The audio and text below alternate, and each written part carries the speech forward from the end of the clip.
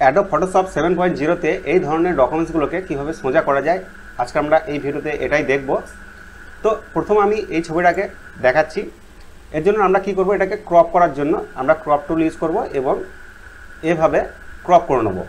Crop করা নেওয়ার পর আমরা ওপর দিকে একটা অপশান পেয়ে যাচ্ছি, এটাতে টিক মার্ক দেবো। টিক মার্ক দেওয়ার পর আমরা মাউসের কোণ বরাবর অর্থাৎ মাউস কোণে রেখে এভাবে এটাকে আমাদের যতটা প্রয়োজন ততটা টেনে নেব। টেনে নেওয়ার পর আমরা এটা কি করব, এবার এন্টার দেবো। এন্টার দেওয়ার পর ডকুমেন্টসটা আমাদের ক্রপ হয়ে গেছে। এবার আমরা ইমেজে গিয়ে এটাকে রোটেট ক্যানভাসে গিয়ে এটাকে রোটেট করে নেব।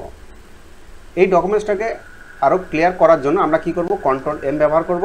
কন্ট্রোল এম ব্যবহার করার পর আমরা কি করব, এই অপশানে ক্লিক করব। অপশানে ক্লিক করার পর আমাদের এখানে 3টে অপশান রয়েছে, যেটাতে সুটেবল মনে হবে সেটাতে ক্লিক রেখে আমরা ওকে করব।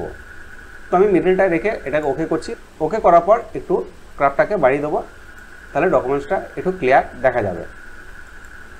তো এরপর আমরা আরেকটা ডকুমেন্টস, যেটা এই ডকুমেন্টসটা, এটাও একইভাবে ক্রপ টুল ইউজ করব। ক্রপ টুল ইউজ করার পর যেখানে খুশি আমরা এটাকে ক্রপ করব। ক্রপ করার পর আমরা একইভাবে কোণ বরাবর এভাবে টেনে নেব। তো কোণ বরাবর এভাবে টেনে নেওয়ার পর আমরা কি করব, এবার এন্টার দেবো। এন্টার দেওয়ার পর আমাদের যে ডকুমেন্ট সেটা সুন্দরভাবে ক্রপ হয়ে গেছে।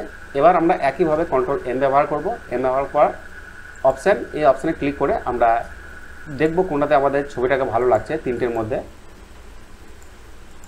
আমাদের মনে হচ্ছে এটাতে ভালো লাগছে, এটাতে দিয়ে আমরা ওকে করব। ওকে করার পর আমরা এভাবে লাইটটাকে একটু বাড়িয়ে দেবো।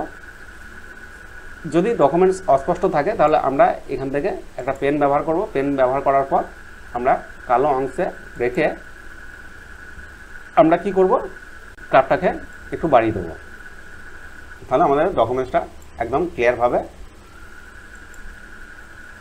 শো করবে। এরপর আমরা নিউ পেজে গিয়ে একটা পেজ ওপেন করব।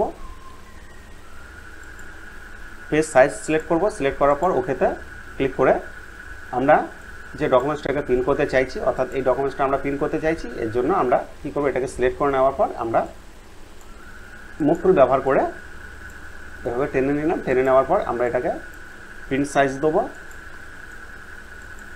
তারপর কন্ট্রোল টি এই অপশান টিপে এটাকে আমরা যতটা আমাদের প্রয়োজন ততটা অনুযায়ী আমরা এটাকে ইউজ করে নেব। তো আমি ছবিটা বড় করার পরেও দেখলেন একটুকু ছবি আমাদের কিন্তু ভালো না।